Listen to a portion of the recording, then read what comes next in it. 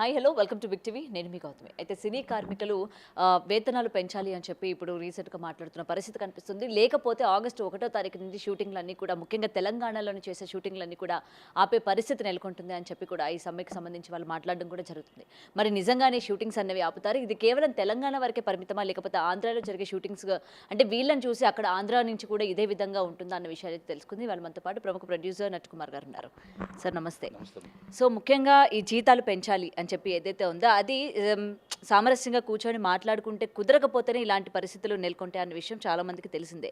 మరి ఈ రోజు సినీ ఫెడరేషన్ వాళ్ళు కావచ్చు, ప్రతి ఒక్కరు కూడా కార్మికుల బాధని వినకపోవడం వల్ల ఇవాళ వీళ్ళు బయటకు వచ్చి మాట్లాడుతున్నారు. ఎందుకంటే షూటింగ్స్ ఆపే వరకు వచ్చిందంటే అటు భారీ నష్టం నెలకొనే అవకాశం కూడా ఉంది. ఎందుకంటే షూటింగ్స్ ఆపడం అంటే మామూలు విషయం కాదు. ఇప్పుడున్న వెదర్కి సంబంధించి కావచ్చు, లేకపోతే పెట్టిన పెట్టుబడులకు కావచ్చు. సో దీని గురించి ఏం చెప్తారు ముఖ్యంగా?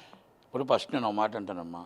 2011లో మేము ఆ రోజు దాసనారాయణ గారు ఆధ్వర్యంలో నేనే చైర్మన్గా, దిల్ రాజు గారు అందరూ ఉంటుండగా, రవికిషోర్ గారు అందరూ ఉంటుండగా షూటింగ్ 15 రోజులు ఆగిపోతే 24 గంటల్లో షూటింగ్ నడిపించాలని బ్యాంకాంగ్లో మన బాలీబాబు ఉండిపోయారు. అన్ని దగ్గర ఎక్కడికక్కడ షూటింగ్లు ఆగిపోతే షూటింగ్ నడిపించాలని ఒక ఆకాంక్షతో ఇటు కార్మికులతో చర్చలు జరిపి కార్మికులతోని నేను అందరినీ ఒక్కొక్కరిని తీసుకొని గురుగారి దగ్గరికి వెళ్ళి దాసనారాయణ గారి దగ్గరికి అందరినీ సంతకాలు పెట్టించి అన్నీ తీసుకొని పాపం వాళ్ళ సంతకాలు పెట్టి అన్నీ మొత్తం టోటల్గా ఫుల్ఫిల్ చేసి మా మాట మీద గౌరవంతో వాళ్ళు చేయడం జరిగింది.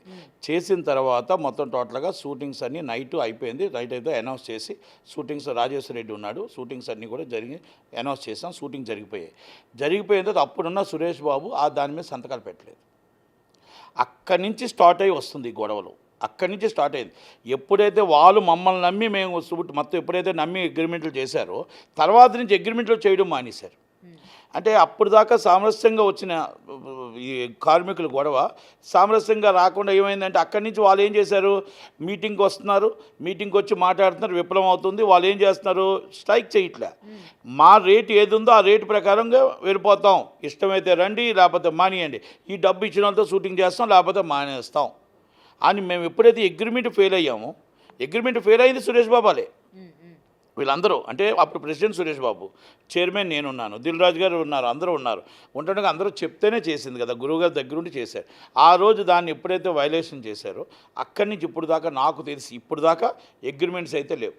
అండర్స్టాండింగ్ మీద రేటు పెంచుకుంటూ 3 సంవత్సరాల కోసం 2 సంవత్సరాల కోసం రేటు పెంచుకుంటూ వెళ్ళిపోతున్నారు. ఆ రేటు పెంచుకుంటూ వెళ్ళిపోతుంది, దాన్ని మనం కట్టడి చేయలేకపోతున్నాం. వాళ్ళు అడుగుతుంది 30%, మనం 5 10 15 ఏదో ఒక అగ్రిమెంట్ చేసి అండర్స్టాండింగ్ తీసుకొచ్చి ఇంత మీరు అడిగితే మేము ఇవ్వలేము, ఇంత కాదు, ఇదిగో మీరు బతకాలి, మేము ఉండాలి, మాకు సినిమాలు కార్మికుడు బతకాలి, సినిమా కూడా హిట్ కావాలి, సినిమా కష్ట పరిస్థితుల్లో ఉంది అని చెప్పి అగ్రిమెంట్ చేయాల్సిన బాధ్యత ఛాంబర్ మీద ఉంది, ఆయన రెస్పాన్సిబిలిటీ ఛాంబర్ మీద ఉంది. అలాగని నేను లాస్ట్ టైం ఎప్పుడైతే జరిగిందో చాలాసార్లు ఇలాగే కార్మికులతో విప్లవం అవుతూ ఉంటే కోఆర్డినేషన్లో నేను చాలాసార్లు ఉన్న తర్వాత ఇప్పుడు కార్మికుడు బాగుండాలి, కార్మికుడు కుటుంబం బాగోకపోతే ఆకలితో పనిచేయడం అనేది కరెక్ట్ కాదు. అలాగని నిర్మాత బాధపడడం కూడా కరెక్ట్ కాదు. నిర్మాత ఇబ్బంది పడకూడదు, కార్మికుడు ఇబ్బంది పడకూడదు. ఇద్దరు బాగుండాలంటే కూర్చొని సామరస్యంగా పెద్దలు నడిపించాలి. ఒక దాసనారాయణ గారు ఉన్నప్పుడు నడిపించుకుంటూ వచ్చారు. దాసనారాయణ గారి మాట వేదవాగ్గా విన్నారు కార్మికులు. ఇప్పటికీ కూడా వాళ్ళు కార్మికుల్లో వాళ్ళు వినటానికి రెడీగానే ఉన్నారు. మనం కరెక్ట్గా ట్రాక్లు చేయలేకపోతున్నాం. అలాగని చెప్పి నేను ఇప్పుడు 2015 నుంచి కూడా ఎవరైతే రన్నింగ్ సినిమా నిర్మాతలు ఉన్నారో వాళ్ళందరూ ఛాంబర్కి రండి, ఛాంబర్లో ఈసీ మెంబర్స్ చెయ్యండి, మీరు రండి, మీరు కూర్చోండి, మీరు మాట్లాడండి, బాధ మీకు తెలుసు, కష్టం మీకు తెలుసు, వాళ్ళకి కష్టం తెలుసు, ఇద్దరు కలిపి నిర్ణయం తీసుకోండి అంటే ఈసీలుగా మీరు గెలిచారు కదా. నేను సుప్రియ గారిని అడుగుతున్నా, రవిశంకర్ గారిని అడుగుతున్నా, నేను వంశీ గారిని అడుగుతున్నా, లేకపోతే అందరిని అడుగుతున్నా, రవికిషోర్ గారు, మీరు అందరూ కలిపి గెలిచి ఏం చేశారు, ఏం సాధించారు అడుగుతున్నారు. 2 సంవత్సరాల్లో ఒక్క రోజున ఛాంబర్కి వచ్చారా, ఒక్క రోజున ఛాంబర్తో మాట్లాడారా, ఒక్క రోజున ఈసీ మెంబర్కి వచ్చి కష్టాలు తెలుసుకున్నారా, కోఆర్డినేషన్ తెలుసుకున్నారా?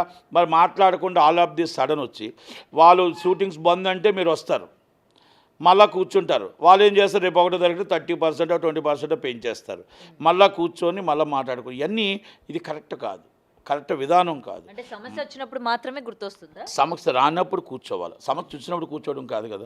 వీళ్ళందరూ ఈసీ మెంబర్లు అయ్యారు కదా, ఇప్పుడు అందరూ అయ్యారు, అందరూ కూర్చున్నారు కదా. ఇప్పుడు నేను కూర్చుంటే కాదండి, ఆ బాధ నాకు తెలియదు. అప్పుడు బాధ నాకు తెలుసు, ఇప్పుడు బాధ నాకు తెలియదు. సినిమా తీసినోడే తెలుస్తుంది బాధ. నేను ఇప్పుడు సినిమా తీయట్లేదు, ఆ తీసేవాడికి తెలుస్తున్నప్పుడు ఆ తీసేవాడు కూర్చొని మాట్లాడాలి కదా. తీనివాడు ఎన్ని చెప్పినా చెప్తాడు బయట ఉండి. అది తీసేవాడికి బాధ తెలుసు, పని చేసేవాడికి బాధ తెలుసు.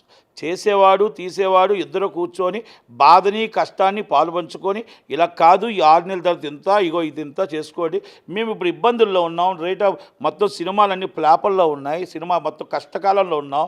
అలాగే హీరోలు కూడా రెమ్యునేషన్స్ అని వాపస్ ఇస్తున్నారు. హీరోలు ఏమి సుఖంగా లేరు, హీరోలు ఏమి రెమ్యునేషన్ తీసుకొని వాళ్ళ ఇంట్లో పెట్టుకోవట్లేదు. దయచేసి టెక్నీషియన్లకి డబ్బులు వెళ్తున్నాయి తప్ప ఎవ్వరు హీరోలు కూడా ప్రతి హీరో రిటర్న్ డబ్బే ఇస్తున్నాడు. కనుక సినిమాలు హిట్స్ తక్కువయ్యాయి, ప్లాపలు ఎక్కువయ్యాయి అని చెప్పవలసిన బాధ్యత కార్మికుడికి. మీ కష్టాన్ని మేము ఫలితం చేయాలి, మీ కష్టాన్ని మేము వాడుకోకూడదు అని చెప్పాల్సిన బాధ్యత కూర్చోబెట్టి నచ్చచేపి చెప్పాలి. మనం రూల్స్ అండ్ రెగ్యులేషన్స్ ఆకలికి పనికిరావు. రూల్స్ అండ్ రెగ్యులేషన్స్ ఉంటాయి. ఆకలేసేవాడికి రూల్స్ అండ్ రెగ్యులేషన్స్ పనికిరావు. అయ్యి ఆకలే తెలుస్తుంది. ఆ కష్టం బాధపడుతున్నప్పుడు, ఆ బాధపడుతున్నప్పుడు మొత్తం టోటల్గా ఒక లైట్ మోసుకుంటూ వెళ్తున్నప్పుడు ఆ లైట్లో ఆకలితో ఉండి ఆకలితో ఎక్కడి నుంచి లైట్ మోసుకొని వెళ్తాడు. కనుక ఆ లైట్ బాధ తెలుసుకోవాలి, ఆ ఆకలి తెలుసుకోవాలి. అలాగే నిర్మాత బాధ తెలుసుకొని చేయాల్సిన బాధ్యత మన మీద ఉంది. అది రెస్పాన్సిబిలిటీ ఉంది. అది చేయకుండా మన కాలయాపన చేయడం వల్ల వాళ్ళకు కోపం కట్టల్లోకి వచ్చింది. ఆ కోపం కట్టల్లోకి వచ్చి మన మీద తిరగబడే పరిస్థితికి వచ్చింది. ఆఖరికి మీరు ఏమైనా చేసుకోండి, మా రేటు మాది, ఆగస్టు 1 నుంచి మేము పెడుతున్నామన్న ఒక రేంజ్కి వాళ్ళు వచ్చారు అంటే తప్పు మనం చేసామా, వాళ్ళు చేశారా, ఎక్కడ విఫలమైంది అనేది ఒక్కసారి మనం ఆలోచించాలి. సార్ ఇంకోటి మీరు అన్నారు కదా ఇప్పటివరకు సినిమా కష్టకాలంలో ఉంది, ఫ్లాపులు చాలా ఎక్కువ ఉన్నాయని చెప్పి. ఎంత కష్టకాలంలో ఉన్నా పెద్ద పెద్ద బడ్జెట్లు పెట్టడానికి నిర్మాతలు ముందుకు వస్తున్నారు, పెద్ద పెద్ద రెమ్యూనరేషన్ ఇవ్వడానికి కూడా అటు హీరోకి కానీ హీరోయిన్లకు కానీ క్యారెక్టర్ ఆర్టిస్టులకు కూడా ఇవ్వడానికి సిద్ధపడుతున్నారు. మరి ఇంత వర్క్ చేస్తున్న కార్మికుడికి ఇవ్వడానికి మాత్రం చేతులు రావట్లేదు అంటారా? బాగుంది. హీరోకి ముందు డబ్బులు ఇస్తే డేట్స్ ఇస్తాడు, మళ్ళీ రిలీజ్ నాడు హీరో దగ్గర లాగేసుకుంటున్నారు డబ్బులు. ఫ్లాప్ అయిన తర్వాత ఏం చేస్తున్నారు, మొత్తం తీసుకొచ్చి మళ్ళీ హీరో ఇస్తున్నాడు. కొంతమంది హీరోలు మొత్తం టోటల్గా ఎవరైతే హీరోయిన్కి మొత్తం టోటల్గా నీకు చార్టర్ ఫ్లైట్ చూపిస్తున్నారు, కార్వన్ బస్ చూపిస్తున్నారు, నీకు అన్నీ చూపిస్తున్నారు, అంగులు చూపిస్తున్నారు. లాస్ట్కి రెమ్యునేషన్ సినిమా బడ్జెట్ పెరిగిందమ్మా, రెమ్యునేషన్ ఆఫ్ పేమెంట్ ఇస్తున్నారు. టెక్నీషియన్స్ పరిస్థితులు అయ్యే. ఇప్పుడున్న పరిస్థితుల్లో ఎవరు సేఫ్ లేరు, ఎవరు కరెక్ట్ లేరు. ఏ హీరో తీసుకున్నాడు చెప్పండి? పవన్ కళ్యాణ్ గారు మొత్తం సినిమాలు అన్నింటికి ఆయన రిటర్న్ ఇస్తూనే ఉన్నాడు, ఇంకా ఎదురిస్తున్నాడు. ఇంకెక్కడి నుంచి చేస్తాడు ఆయన? అంటే ఇక్కడ కార్మికుడు బాధని చూడాలి, నిర్మాత బాధని చూడాలి, మనం అర్థం చేసుకోవాలి. అలాగని మీరు సినిమా ఇండస్ట్రీ బాగుంటేనే కార్మికుడు బాగుంటాడు, సినిమా ఇండస్ట్రీ సినిమా ఆడితేనే కార్మికుడు బాగుంటాడు. కార్మికుడు కూడా పెద్ద మనసుతో మనకు అన్నం పెట్టే నిర్మాత కోసం ఆలోచించాలా, అలాగే మన అన్నం పెట్టే నిర్మాత కూడా కార్మికుడి కోసం ఆలోచించాలి. ఆయనకి ఇప్పుడు ఎంత ఉంది, రేట్లు ఎంత ఉన్నాయి, మార్కెట్లో ఎంత ఉంది, ఎంత కష్టం ఉంది. వాళ్ళు ఉదయాన్నే 4 గంటలకు వస్తున్నారు, రాత్రి 9 గంటలకు వెళ్తున్నారు ఇంటికి. వాళ్ళు ఎంత కష్టపడుతున్నారు, ఆ కష్టాన్ని మన ఫలితం దక్కుతుందా లేదా, వాళ్ళకి ఆ ఫ్యామిలీ పోషించుకోవడానికి ఆ డబ్బు మనం ఇవ్వగలుగుతున్నామా లేదా, అది ఇప్పుడు పెరిగే రేట్లు ఎంత, మన టికెట్ రేట్లు ఎంత, పెరిగే రేట్లు ఎంత, వాళ్ళ కడుపు నిండా మనం తిండి పెట్టగలుగుతున్నామా లేదా, ఆకలితో అర్ధాకలితో ఉంచగలుగుతున్నామా అనేది నిర్మాత తండ్రితో సమానం నిర్మాత చూసుకోవాలా. కార్మికుడు కూడా నాకు తండ్రితో సమానం, నాకు తిండి పెడుతున్నాడు, నన్ను కాపాడుతున్నాడు, నన్ను నిలబెడుతున్నాడు, కనుక ఆయనకి మనం సహాయ సహకారాలు చేయాలా అని కూడా చూసుకోవాలి. ఒకప్పుడు మనం చిన్నప్పుడు మిల్లుల్లో ఉండేవి, కార్మికుడు అందరూ కూడా ధర్నా చేసేవారు, అన్నీ కూడా కార్మికుడు ఓనర్ కోసం ఆలోచించేవాడు, ఓనర్ కార్మికుడి కోసం ఆలోచించేవాడు. ఈరోజు ఓనరు ఆలోచించట్లేదు, కార్మికుడు ఆలోచించట్లేదు. కారులో నేను దిగనంటాడు, నువ్వు దిగకపోతే నేను రానంటాడు. ఇప్పుడు నువ్వెంత అంటే నేనంత, నువ్వెంత అంటే నేనంత, మధ్యలో వాడు ఒకడు దూరుతాడు, నీ పబ్లిసిటీ ఎంత, నా పబ్లిసిటీ ఎంత అని చెప్తున్నాడు కదా. అంటే మధ్యలో ఉన్న వాళ్ళు దీంట్లో క్యాష్ చేసుకుంటున్నారు, ఇటు అటు కలిపి. దాన్ని ఒక్కసారి ఆలోచించుకోవాలి. ఇవన్నీ కూడా నిజమైన కార్మికుడికి, నిజమైన నిర్మాతకి మధ్యన సయోధ్య కుదిరేవాడు మంచివాడై ఉండాలి, సరైన వాడై ఉండాలి. కనుక ఆ సరైన వాడు మంచివాడు కరెక్ట్గా ఉండటానికే నేను రెగ్యులర్ సినిమా తీసేవాళ్ళని కూడా కూర్చోండి, బాధ మీకు తెలుసు, కష్టం వాళ్ళకి తెలుసు, వాళ్ళంతా కూర్చుంటే తెలుస్తుంది.